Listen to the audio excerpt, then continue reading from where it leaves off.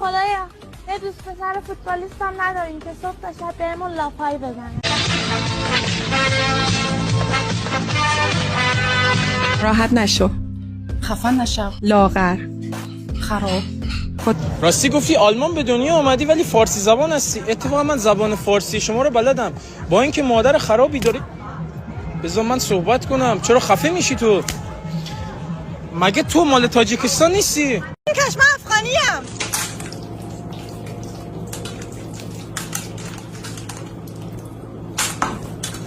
من عاشقت شدم رفتم میکنم از سینه بیرون اومد این قلب بارم از در میایی میپیچه. بقیه خونه و ماشین و باغ و ویلا ارث میرسه، حالا به من.